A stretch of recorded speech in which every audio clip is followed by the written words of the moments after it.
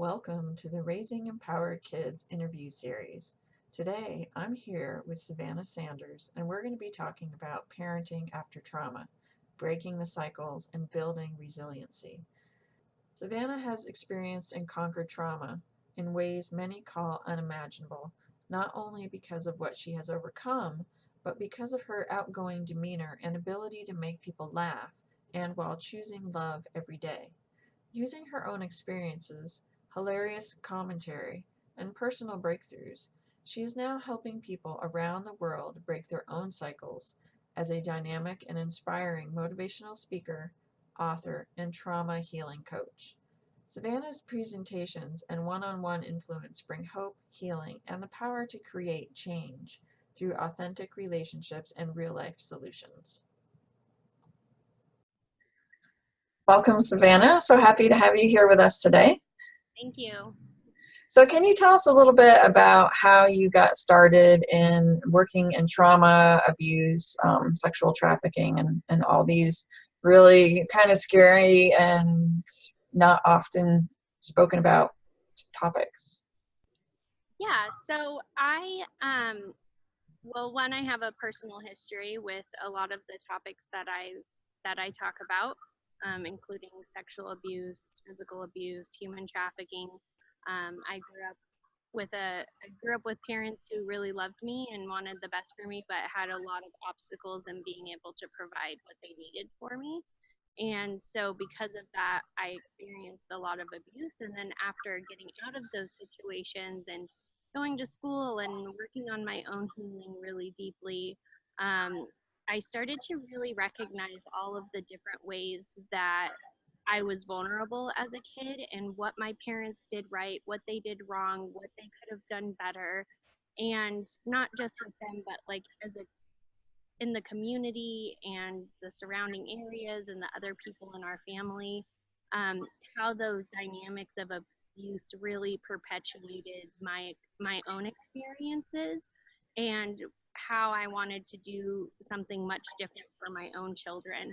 And so I really dived kind of head first into all of the information and my own healing, and that's really guided my perspective. But then I went to school to become a social worker, and now I'm a trauma healing coach that works with professional women, and I've worked with a lot of families in overcoming trauma to be able to provide, more resilient, supportive, loving homes for their kids to grow up Cool. Yeah. So thank you for doing all of that work and, being a person that, shines the light for some of us who have also experienced, these kinds of things. So I'd like to talk a little bit about like sexual abuse, and like how these situations like happen, because I know, there's lots of different scenarios where abuse type situations unfold. It can be, starting very young with the parents, themselves. It can be, starting as they're older, either from parents or extended family members or members in the community, or even, as they get into teenagers with like manipulation from adults and that kind of thing, who may be grooming the teens for these types of things. And one situation, about that comes to mind is the recent movie that was on HBO, The Tale, by Jennifer Fox, and how this young girl was groomed by her mentors and abuse just started kind of gradually happening and that kind of thing. So I'd kind of like to frame that whole conversation, if you could. Yeah, and there's no one perfect way to say exactly how it happens, because there's so many different parts and pieces and moving parts. But I will say that one of the number one indicators or precursors to a child being abused is if their own parents have experienced abuse. It's very generational. Or if someone like in my family, on one side of the family, almost every single person has experienced sexual abuse. And when people talk about having generational abuse, and they say kind of that stat that your child is more likely to be abused because you've been abused, it isn't necessarily because that person is the abuser. What happens is I like to call it the creeper box, right? So we're all born with this like creeper safety box inside of us, and when we experience abuse, that gets broken.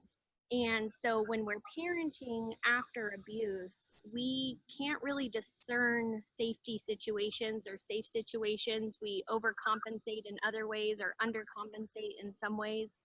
And so it leaves our kids more vulnerable to being abused, even if we're not the ones that are abusing them. And then it also puts us in situations where some behaviors like grooming and, you know, manipulation may seem normal because that's how we've grown up. Like those types of behaviors are normalized for us because that's what we had grown up seeing. And so when our children are around those same type of people, we might not necessarily know that that's an unsafe situation. So that's one way that it happens. And then the other big thing that plays a part in it is our society is so conditioned around stranger danger. Mm-hmm. And so much of the information, even from really great reputable sites, has information on stranger danger activity when we know that over 93% of abuse victims know their abuser personally. So it's either a friend of a friend, a parent, a aunt or uncle, a neighbor, and a lot of the information out there teaches kids how to, you know, cross the street and yell fire if somebody's trying to kidnap them. But most of the information that they actually need is really needs to come from understanding safe boundaries with the people that we love the most, Mm. because those are the people who are in positions to break that trust. And it's very confusing for people when they love the person that has abused them, and it causes issues with disclosure and all sorts of stuff. For example, my mother-in-law, um, she was really concerned with my oldest daughter while she was working. She was 16 and she was working at Kmart, and she didn't get off till 9 p.m. And she was like, well, somebody needs to be walking her out to her car every night, because if she walks out to her car by herself, she could get assaulted. And for me, as an advocate, my first thought was not that she would get assaulted walking to the car, but she would actually be at more risk of being assaulted if she had somebody from her work walk her out to her car because Mm. she knew them. And so there's kind of this paradigm shift of like our thoughts and processes that kind of need to look at it from the people that are closest to us, rather than the people that are walking down the street. Not that assaults don't happen by strangers, and that's not at all what I'm saying, but the largest majority are from people that we know and trust. Yeah, that's true. So those are 2 points. There's a lot more, but I think those are 2 pretty good points for kind of understanding those dynamics. Yeah, and I find it interesting too that, and I mean, it's not surprising that, there's like a family pattern or history of abuse, that's being handed down. And, you make a good point that being that they've grown up with, having this kind of manipulation or these boundaries being crossed and that kind of thing, they may not recognize the danger when, their child is in that kind of situation too. And so, and I think that would also like go into like as the children get older and like they're interacting with, like coaches, mentors, other adults in their community, those red flags might not go up in those cases. Yeah. Yeah. And one of the things that I've done with my kids after I did my own healing, so I will say that the number one way that I've been able to prevent abuse from happening to my own children is by doing my own work first. And that's what I tell all parents, because even when I thought I was making really good decisions for my kids, I was actually causing more harm than good, because in the beginning I really parented out of fear. I Mm-hmm. did from this place like all the time that somebody was going to hurt my kids and they were going to grow up to be to run away and cut and do drugs and do all of the things that I did when I was a teenager, because I didn't understand that the reason I did all of those things were because of the experiences I had. And so I thought if I was really strict and I hoarded my kids and I kept them away from everybody, that I would be able to protect them. And then after going through my own healing processes, I started to realize that the reason that a lot of those things happened to me is because I was just not prepared to deal with the world. And I didn't have safe enough relationships or perceived safe enough relationships to disclose what happened to me to get the help that I needed when I was younger. And so I really started shifting my mindset from parenting out of fear to parenting out of education and helping my kids navigate the world rather than hide from the world. And Mhm. so I used to not let them have sleepovers at all and all sorts of different stuff, which is everybody's own personal decision. And I don't ever like think you should just go let your kids have sleepovers if you're against them, because that means like you're doing something bad or anything like that. But for me, I realized like I was having an easier time teaching my kids about boundaries when I let them actually experience some stuff that pushed boundaries, not necessarily like abuse, but littler things that I could actually have conversations with that would lead into more education around bigger things if that ever happens. So like if there's having a sleepover and somebody made them feel uncomfortable emotionally, we were able to have conversations about those boundaries versus if I just kept them at home with me all the time in their like little safe box. Right. And it's important to let kids have, those kinds of experiences so that they can have it in that safety, that safe container with you there so that they can, test those boundaries and get feedback and that kind of stuff. So, Yeah. yeah. And we did that with people that we really loved and trusted. So it wasn't just like random people or anything like that. It was people that I also knew had very strong thoughts and beliefs around safety for kids. And I knew that we had very similar beliefs around safety and talking and being open. Yeah. hmm So how about like, when kids are like say a little bit older, because I'm drawn back to the movie, which if you haven't seen it, it's on HBO. It was released recently. It's called The Tale, by Jennifer Fox, and it's about how as a girl, a young girl, she was groomed by her running coach and her riding instructor, and abuse eventually started happening. And so can you talk a little bit about like the whole grooming process and the impact that these types of relationships have on kids? I had a similar experience myself. I have a history of child abuse, and my grandfather was, he's your grandfather, somebody you love, you're out fishing, you're doing, all kinds of fun activities with, and this kind of stuff. And then there's this weird element that starts to creep in, and you don't even realize that it's happening until like you're in the midst of like, this is weird, and I know this isn't right, but it's like by then it's like you're being manipulated and told that this is our secret, and you don't have any like language to express to your parents like what's happening, this kind of stuff. And so like what kind of impact does that have on kids? Well, one, I think we can't ever 100% prevent abuse from happening, unfortunately, because the only way for us to completely stop it from happening is to stop abusers from abusing, right?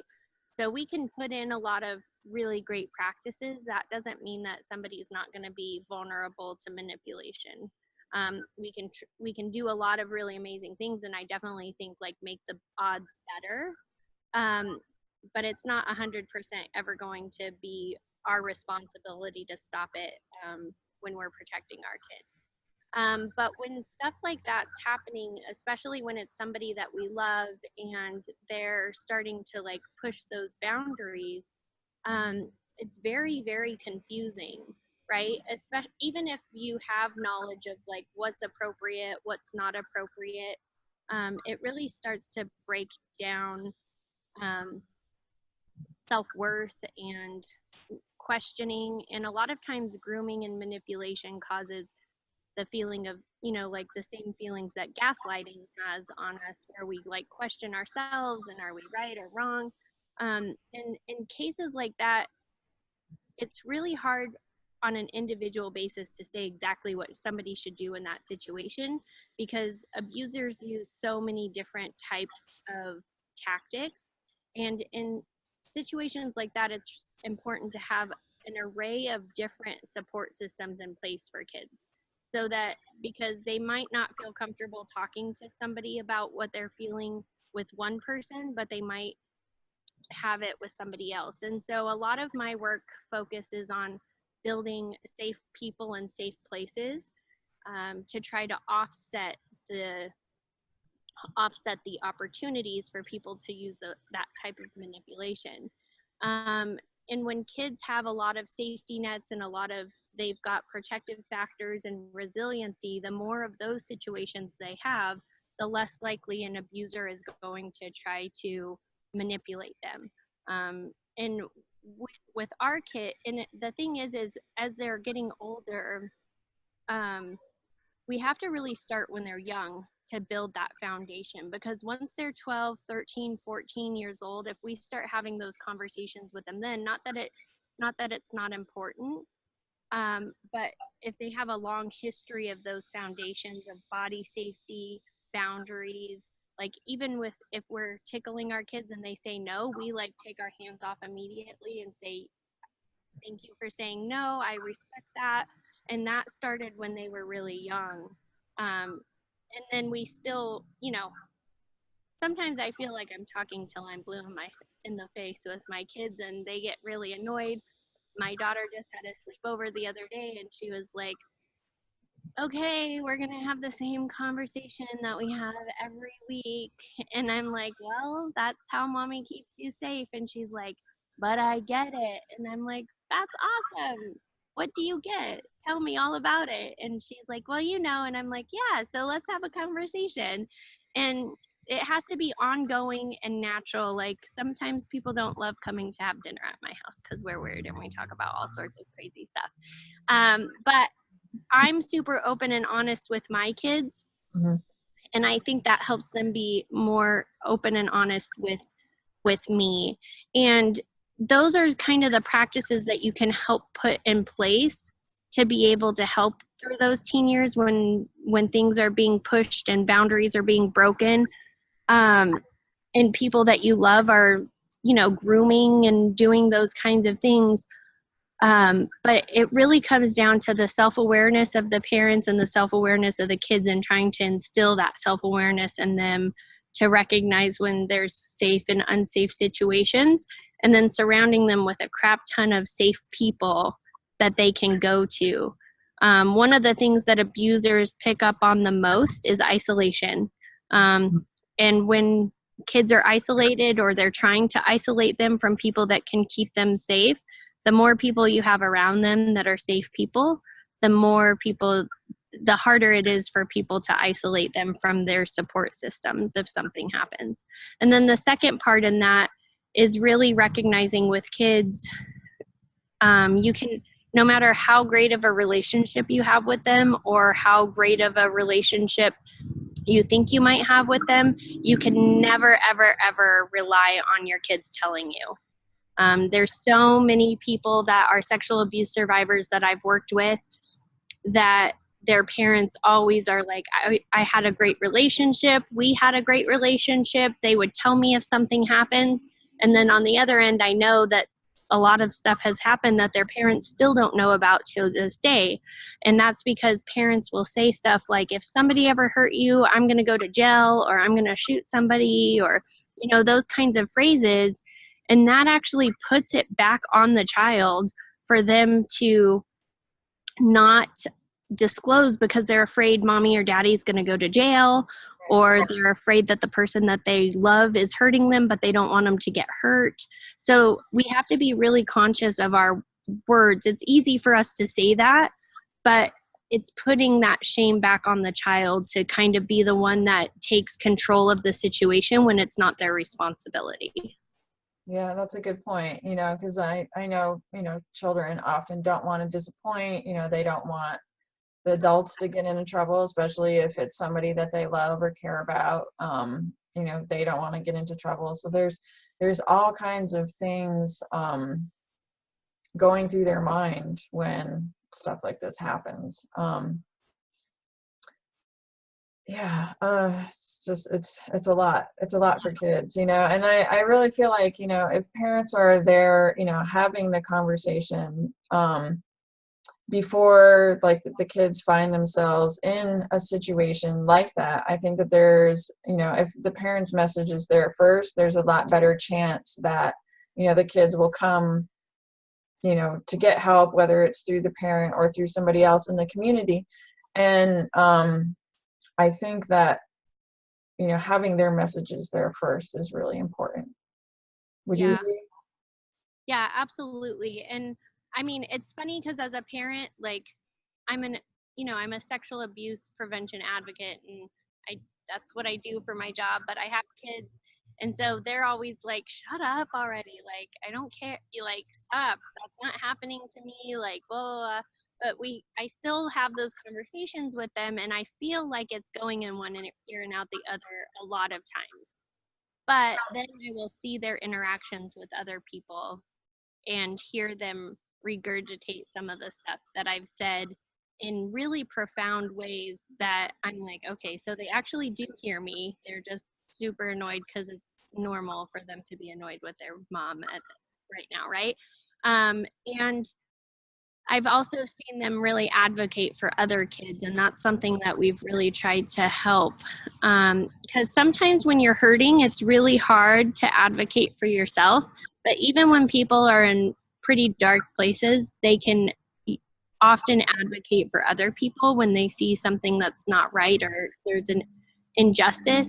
And so whenever we're talking about these things for ourselves, we're always talking about them for their friends and their families, and helping them understand, like, why is your cousin in jail for this long? Like, what happened to him before he went to jail? Like, those kinds of things, to help them understand, like, it's not labeling people based on their experiences and outcomes, but actually helping them see the whole person of like how they went down that line. And my kids have invited friends over that have had abuse going on at home because they wanted me to talk to them. So they might not necessarily talk to me about every single thing, but they'll bring their friends home to talk to me. And then hopefully they have enough supports around them that they'll share with my friends stuff that's going on. And we kind of have created this community around them to be able to have multiple safe adults that they can go to. Yeah, that's amazing. That's great. So, because, and part of the conversations that we've been having in this interview series is, about how the village it's kind of broken. And so I really love that you are actively creating that community of, that safe people where your kids know, who they can go to, who they can talk to, who they can trust in, a situation. So thank you for doing that. That's really awesome.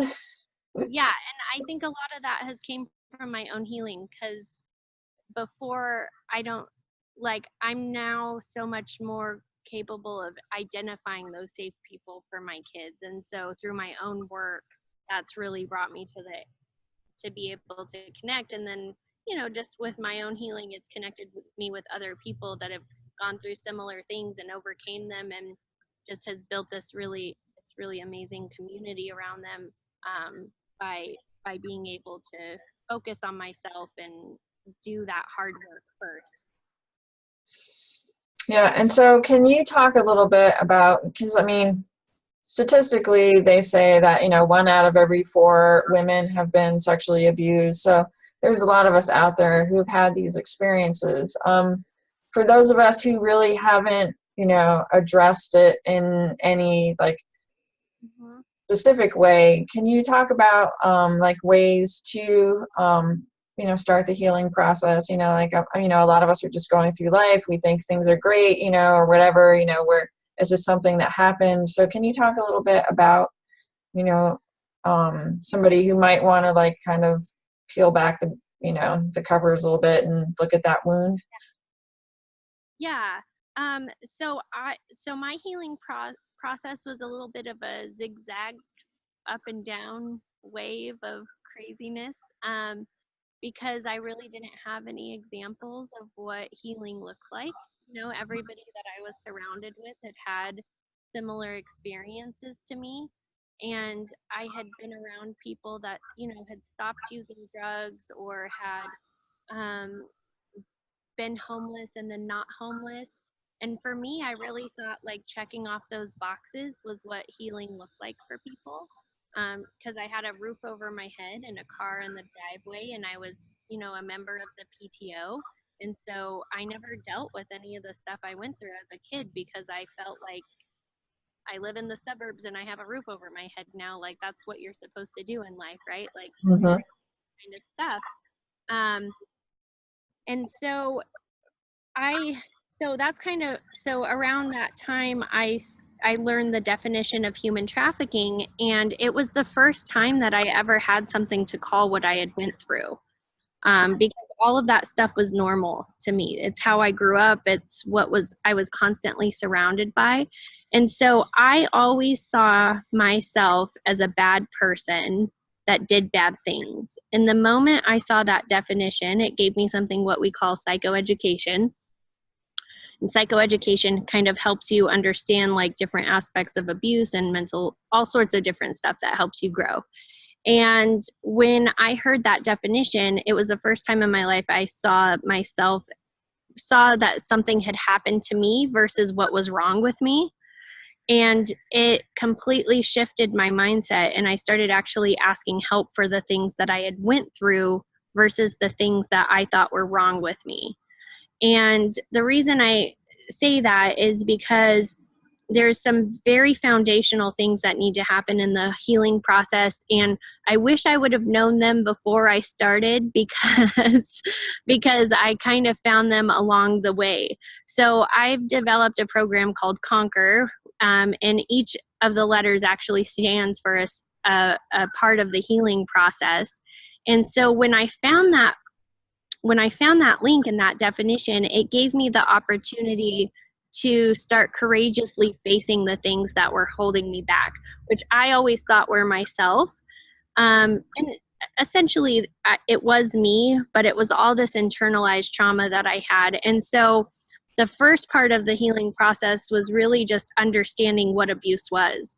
A lot of people that I talk to will say, oh, well, you were trafficked, you were raped, like somebody just fondled me. That's not the same thing, but it is. And trauma is trauma is trauma. And there's no just fondling, there's no just molesting, right? Like sexual abuse is a significant breach of boundaries. It causes all sorts of um, internal issues with boundaries with yourself, and it causes you to disconnect and disassociate. And as adults, we call that procrastination. And but really it's us checking out because that was our safety mechanism as a kid. And there's so many different things that we deal with as an adult that come from those experiences, even if on the outside we're looking like everything's going really good, because it's all that internal stuff. So really understanding what abuse is and then understanding the effects of that abuse. That was a big, huge part of my healing process, was just starting to understand like, oh, that's why I do that. Oh, that's where that comes from. And having those aha moments of realizing like, oh, I didn't do that because I was being stupid. I did that because I was internalizing my fear and I was responding in this way. And a lot of times I've noticed in that healing process, the reason I kind of was able to see it in a different way is because I was going to school for social work at the same time. So I was working on my healing and I was going to school for it. And the reason I developed this program is because I realized like not everybody's going to school to be a social worker. And how do people advocate for their own healing when they're not aware of even that how to even start navigating that process. And so the next step is really navigating that process. Like, how do you even start to find the right therapist? There's just as many types of therapy out there as there is all sorts of different other things, right? And so there's EMDR therapists and brain spotting therapists, and they actually help people get the trauma that's stored in their body. But there's points where you need talk therapy, and there's points where you might need marriage counseling, and there's all these different variables. And when somebody even starts to get to that point and they're brave enough to ask for help, it's really hard to even navigate where you get started. So understanding that and navigating those processes is really important, and asking like the right questions to the therapist and getting second opinions until you find the right person. And then being able to quantify what the healing process looks like for you. How do you know when you're healing? Like, are you having aha moments? Are you getting triggered less than you were? And then replacing all of those negative experiences that, I don't want to say replacing, but gaining new experiences to kind of increase the resource side of your brain is really important to be able to offset all of the negative things that have happened. So the more resources you have, so for example, if you're struggling with yelling at your kids, a lot of time yelling comes from fear and rejection. And when you've experienced abuse as a kid, a lot of fear and rejection is stored in your body and brain. And so as you're gaining new experiences, learning new things, going to therapy, talking to a friend that understands where you're coming from, and therapy is not the only way to heal. There's so many different things and components to it. You're increasing the resource side of your brain. And so when you do get rejected or you are experiencing fear, where you used to reach for the stuff that you knew from a kid, you'll start reaching for the stuff that the new synapses and neurons and all of those kinds of things that you're creating from those situations. And it's not something that happens overnight. It's something that is a journey, and there's layers and layers and layers of layers to trauma. But as soon as you start peeling back those layers, I can't even really put into words like how different my life is now than it was back then, because even though it was hard at times, and it was harder and it made me more anxious and it increased some of my symptoms, like I knew that there was a potential for me to feel whole again. And that's kind of the driving force that I've seen across the board for people who, once they understand like that they've experienced abuse and how it affects them, it just like jumpstarts the healing process astronomically. Mm-hmm. And I know abuse affects people in many different ways, but can you just like list some of the ways that it can affect us as adults? Yeah. So for parents, I think parenting is probably the hardest, for a trauma survivor, parenting is probably the hardest thing that you'll ever do, but the most amazing and rewarding. Because one, there's so much fear, and kids are bound to reject you over and over again. And so I've noticed a lot with parents of just trauma affecting them in ways where they either overcompensate with their kids, or they completely check out, or they feel like they're not a good parent because of this.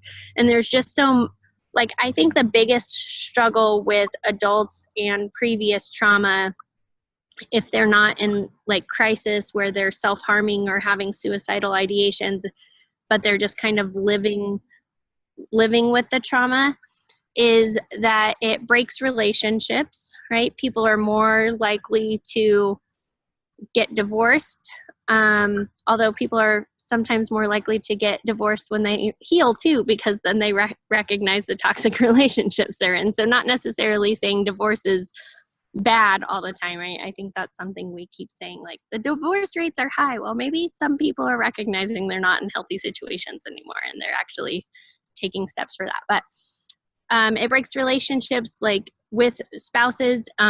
People are more likely to cheat when they've experienced previous trauma. People are more likely to switch jobs a lot.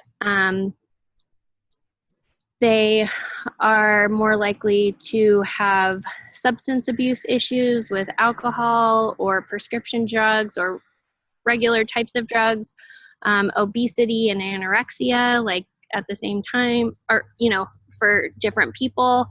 A lot of times people who've experienced a lot of childhood trauma as children will, if they had addiction issues and overcame them, will replace it with a different type of addiction. So overeating or online shopping or gambling. Anytime you're doing something that's considered an addiction, it's a way of you checking out. Even if that's you scrolling on Facebook for 15 hours throughout the day, it's because you're disassociating and you're checking out. A lot of times that's where procrastination comes from too. It's this fear of getting started, and we just keep putting off things until the last minute. And it really comes from fear, because a lot of people say, oh, I do best on a deadline. And like, I do my best work an hour before it's due. That's because you just don't have time for that fear to overrule your brain. And so you're able to sit there and you're able to bang out, but all that badassery is already like within you before that hour. It's just really hard to access it because of our brain telling us all of these different things that we're not good enough, we're not going to succeed, we're not this, we're not that, which I think a lot of adults deal with already. But you add compounded trauma to that, and it just it makes that voice so much louder and a lot harder to quiet. So those are some of the things. There's a lot, but yeah, definitely. I mean, and plus everybody's affected in different ways, but so we're just being kind of general here. I know also that there are, we tend to talk a lot about women or girls with sexual abuse, but there's actually a lot of boys who are being sexually abused too. Can you talk a little bit about that too? Yeah, so we have, in our society, we tend to look at sexual abuse as a girl's issue, and it's really like on my side of the family, there was 4 boys and 4 girls. All of them were sexually abused as children. So it didn't, and then all of their kids were sexually abused and all of their kids sexually abused. You know what I mean? And there was no differentiating between girls and boys. I think that I know that the statistics currently say 1 in 6, and I just think it's so much higher than that.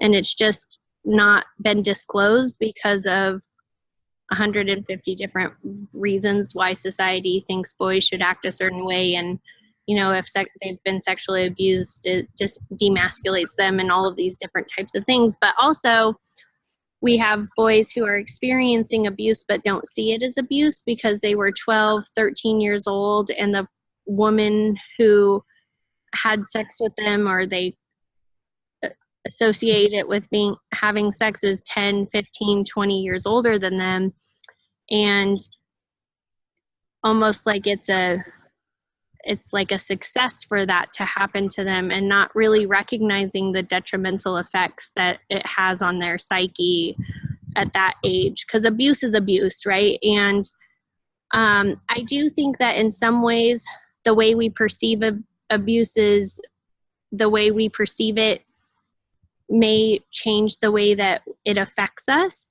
But at the same time, there's just some very chemical scientific reactions that kids have to abuse that are going to change the chemical makeup of their body if they've experienced abuse, even if they don't see it in a negative light, because of the way society has groomed us to believe that it's okay for a 12-year-old to sleep with a 25-year-old if it's a boy, Yeah, I was thinking about that, because you're right. It's say you have a 15 or 16-year-old boy, and we've had some very public, like teachers, you know, having relationships with, you know, boys in this age, you know, category. And so, I mean, the boy may see it as a win, you know, type thing. And whereas, you know, as a society, it's like you know, we're sending these women to jail, you know, kind of thing. And so, like, how do we reconcile that? Like, you know, the boy is growing up thinking that this is a win, you know, he's 16-year-old and he, you know, he's having a relationship with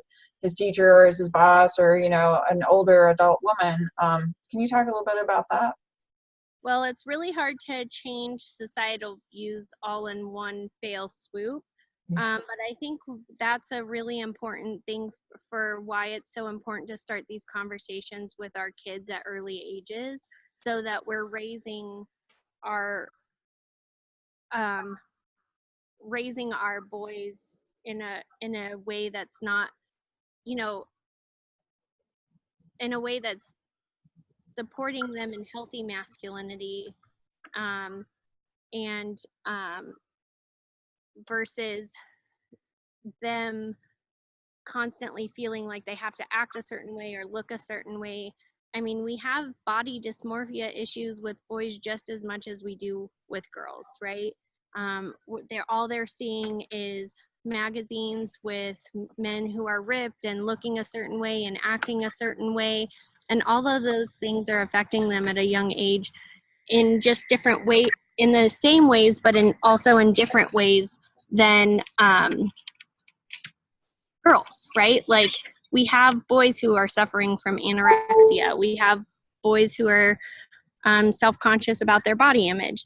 I've also seen that sexual abuse in young boys can lead to anger and aggression towards women later, and that's not for everybody. Like, I would never generalize because there's just so many different ways that people respond.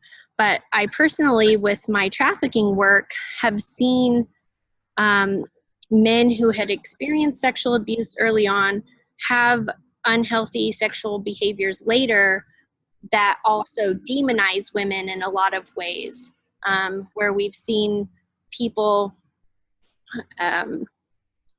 where we've seen men buy sex and rape the person that they're buying, or on the opposite end, become victims of trafficking themselves because of their early childhood sexual abuse. And there's just not I'm so glad that Me Too and all of those messages are coming out. And I mean, sexual abuse is just already so under talked about, and then you add in boys, it's even worse.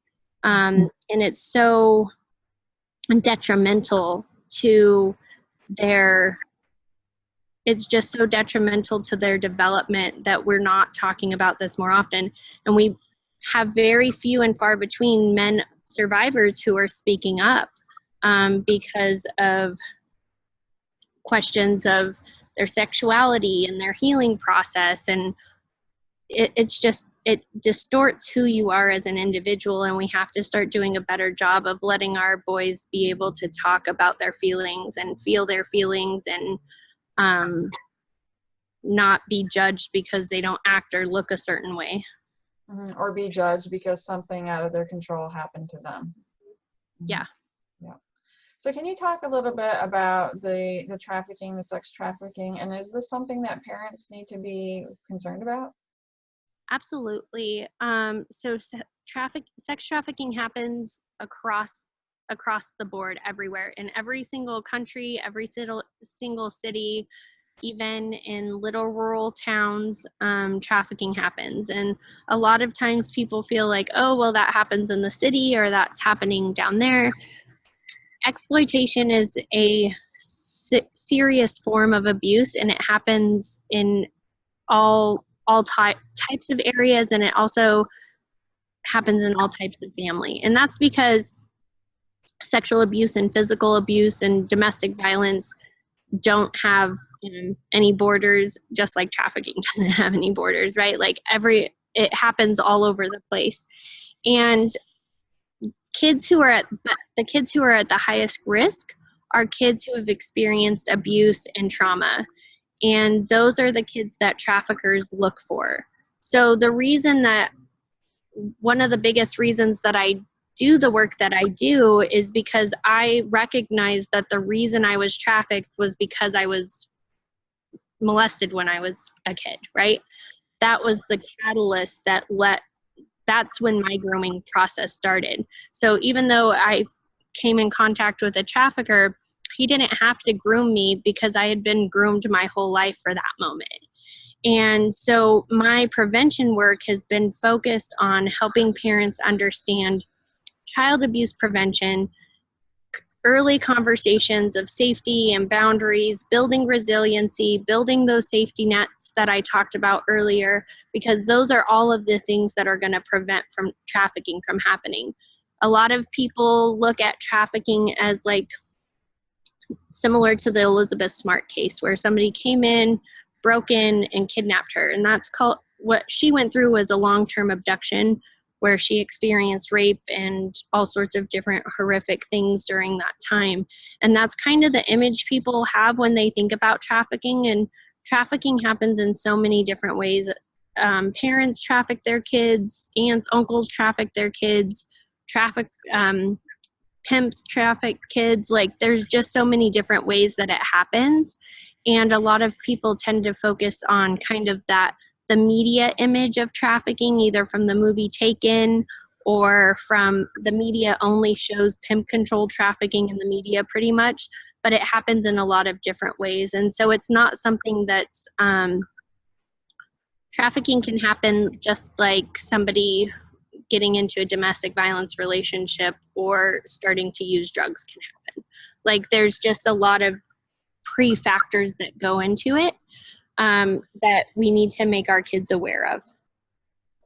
Okay, and so can you like give us a little, like a bit of a picture of what sex trafficking looks like? Is it like, because you mentioned Elizabeth Smart, we know she was kidnapped. I've heard stories of, like one that comes to mind in particular is a teenager went over to her friend's house, family didn't really know each other, type thing. And when the girl went to leave, this adult came downstairs and was like, no, you're not leaving, and this kind of thing. And, so there can be like abductions or that kind of thing. Or I've heard stories of where, women have gone out on like a date and then were not able to leave. So again, it's kind of like a kidnapping type situation. So can you just like, for those of us who, maybe have like the TV image or the movie image of what sex trafficking is, can you like tell us a little bit like what the real life picture of it looks like? Yeah, and so the TV images aren't wrong. It's just very similar to the rest of the information that the media picks up on, where it's almost the exact same as what I was talking about earlier, where everything we cover is like stranger danger in the media, right? Like, we don't see news stories of a dad molesting his kid. We see a news story of a kid getting abducted off the street. And so it's not that those types of scenarios don't happen. It's just that it's a much smaller percentage, kind of like the 90%. So we know that over 90% of trafficking victims have experienced sexual abuse as children. These are kids that have grown. So these are kids that have grown up in the foster care system, have moved around a lot, have experienced childhood trauma. Children who run away from home are at really high risk of being trafficked. And so what trafficking means is when somebody is taken, or they don't have to be taken even. If a child engages in sex for the value of anything, by federal law, it's considered trafficking. So if you have a 14-year-old boy who's been kicked out of his house because he's gay, and he gets out on the streets and he stays at somebody's house and he has to exchange sex to sleep on their couch, that's considered trafficking. There doesn't have to be like a trafficker forcing a kid into anything like that. The buyer, the person who's buying sex from them, is the one who's exploiting them. And because a child can't engage in sex for money at any time.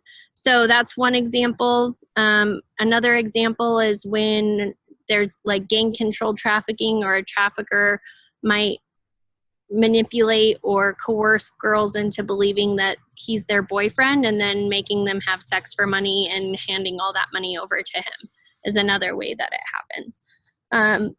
There's familial trafficking, where parents trade their children for drugs, rent, food, where they might have somebody come over and say, like, okay, you can have sex with my child if you, like, and then their rent is paid, or they get food, or they get drugs. And we see that a lot in rural communities, like very high rates of that in rural communities as well, and any impoverished neighborhoods too. It's generational, just like sexual abuse.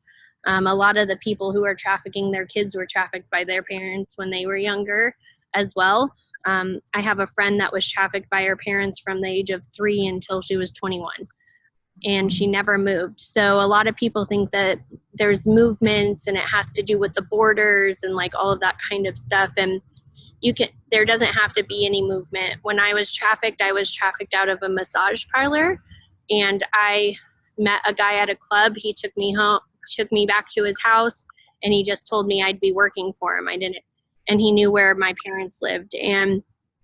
But again, at that time, like, I didn't fight back or anything, because I just didn't have any fight in me. And I felt like that was all I was worth. And I was afraid of him. And so I never ran. I just did I looked at my feet and did what I was told. And he made, in that 9 months that I was trafficked, he made over $300,000 off of me. So, and that was in a massage parlor. It can be on like Craigslist and Backpage, where people are sold. It can be adults, it could be children, it could be men, it could be women.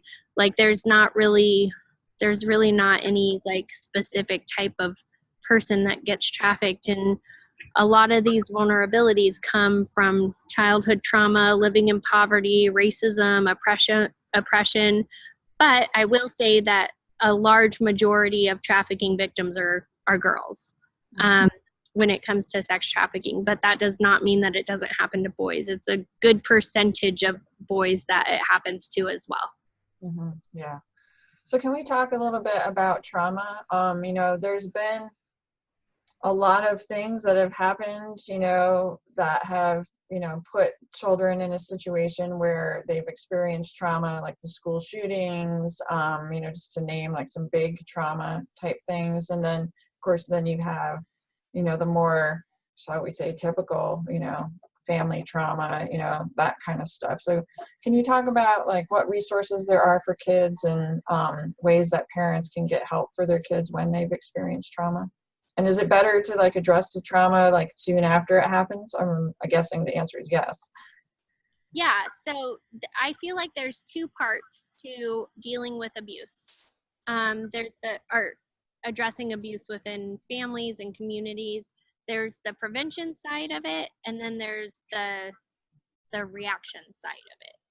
And what we do know is that children who have experienced abuse, if they have one safe adult and somebody helps and they start addressing that trauma, their outcomes are way, way higher than than kids who have trauma that's unaddressed. So it's incredibly important. So, because what happens is what you're wanting to do is try to avoid compounded trauma.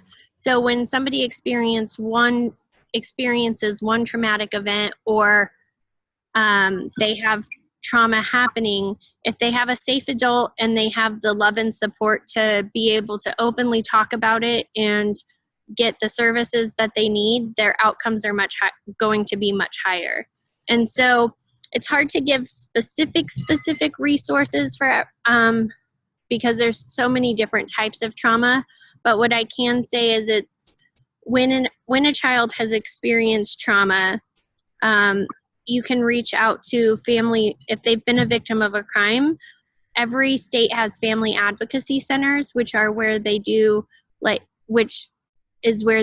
the exams and interviews for kids that have been victims of crime, whether it's child abuse or any type of victim of crime. you can go there and they're going to have a lot of different resources. Sometimes though, I feel like there are kids who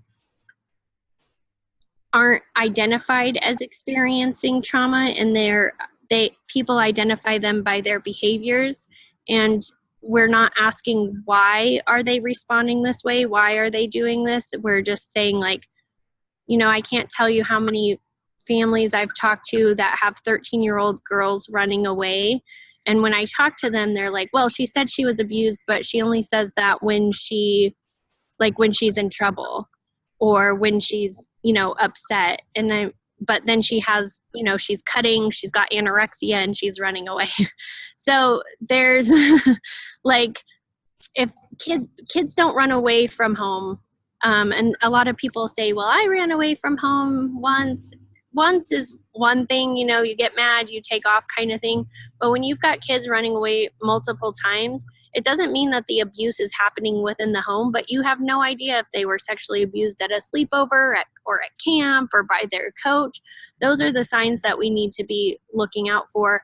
And then getting them the services that they need by surrounding them with supportive environments where they're able to talk and release. And parenting traumatized kids is hard, because you take like a 14-year-old that's already, rolling eyes, slamming doors, and being very angry at you, and then you add trauma into that, and like it kills their impulse control and all of those kinds of things.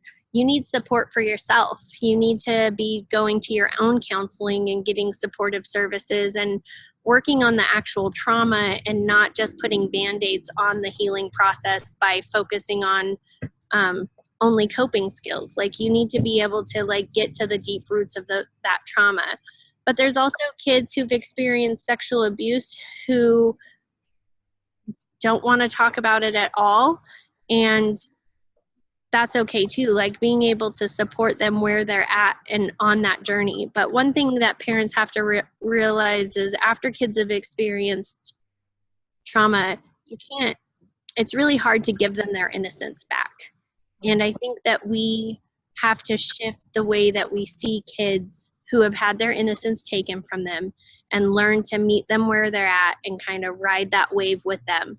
Because if we try to make a 13-year-old who's been raped 4 times act like a normal 14-year-old, it's not going to happen.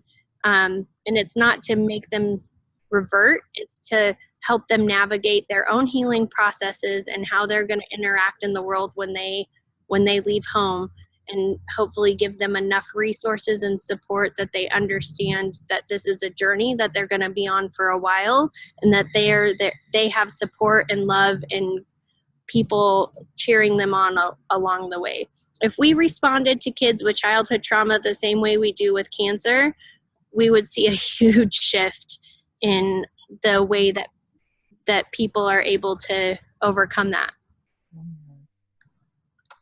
Yeah, wow. That's a big shift. I mean, we're so there for people who have been diagnosed with cancer, and, whereas with children who say that they're being abused, a lot of time we're not believing them. Yeah. And one of the things that, like, the reason that, like, people like Elizabeth Smart and JC Dugard and all of them that have had long-term abductions and they hit the news, one of the reasons that they get a lot of I don't want to judge their healing processes or anything like that, but something that happens that's very supportive is, like, the 3 girls from Ohio, they got houses and money, and the top therapist came out of the woodwork to come work with them immediately after being taken out of that situation. Mm-hmm. And we have kids who are having similar situations, trauma for 14, 15, 16 years, and then they get like a meeting with a psychiatrist every 3 months and are homeless and trying to fight for their healing while being homeless, and trying to put a roof over their head and all of those kinds of things. And so it's a big difference, the outcomes for kids who have a roof over their head, food in their belly, and safety, so that they can actually focus on their healing to be able to overcome what they've gone through, versus trying to, just figure out where their next meal is coming from. Right. Survival. Yeah. Just figure out basic survival. Yeah. Wow. Well, thank you so much for, sharing all this great information. I know it's a sobering topic, but it's one that, it's a conversation I think that we really need to have, especially as, as our society, going forward. And can you tell us a little bit about your free gift that you have for everybody? Yeah. So through a lot of this work, I recognized that there was a lot of information out there. And one of the things parents always ask me is like, okay, I need to talk to my kids, but how do I need to talk to my kids? And what do I need to say? And all that kind of stuff. And I just noticed there was a lot of information out there, but I started realizing like, oh, I like this information because I'm a social worker, not because I'm a parent. And I just felt like the information was written for other social workers and not necessarily for parents. And so a friend of mine and amazing colleague created the sex trafficking prevention. It's a conversation guide for parents. So it gives you all sorts of information for yourself, but then it also gives you conversation starters to have with your kids about abuse, what abusers look like, online safety, all of those kinds of things. And I have the 8 to 11-year-old one that is available for all of you guys to be able to sign up. Get that free gift, and you just enter your email and I'll send you a PDF of it, and you can print it out if you want. And hopefully it will get some really great conversations started with you and your kiddos. Awesome. Yeah, thank you. I think that'll be really helpful for parents. And then you also have a little something for those who decide to upgrade to buy the recordings and get the bonuses from the upgrade package. So can you share what you have for our listeners? Yeah. Well, I just love what Robin is doing and really supporting all of you guys that are able to be a part of this amazing teleconference. And I have a 7-week program that I developed from my Conquer trauma system that I told you about earlier. It's a 7-week program for professional women. So I'm sorry, guys, but we have 100 spots available for the first 100 people that sign up to be able to go through this 7-week program. And it's 7 weeks, and once a week we do a group coaching call, and we talk about trauma and how to courageously face your fears and then ultimately experience everything that you want to experience. And it's basically a roadmap on how to get through the healing process. Nice. And I think that'll be a great resource for parents who've, one, experienced trauma themselves, or two, have children that have experienced trauma, because I think it'll give them some resources and some direction as far as like how to navigate these waters, if your child has experienced trauma themselves. Absolutely. Yeah. So good. Thank you so much. I really appreciate that. And I know that it's going to help a lot of parents out there. So before we wrap things up, is there anything else that you would like to say to our moms and dads that we haven't covered yet? I just would say that nothing's going to happen overnight, and just the fact that you're on this teleconference means that you're an invested and engaged parent trying to do the best that you can for the kids that you have in your care. And I just really want to commend you for that, and for really striving to just do better all of the time, but also just to recognize that even if you think you're not doing good, you're probably doing a really amazing job. And later, when they're adults, you'll see the fruits of your labor. Yes. Well, thank you so much. I really appreciate your time and energy today. No problem. Thank you. I'll talk to you soon. Okay, thanks.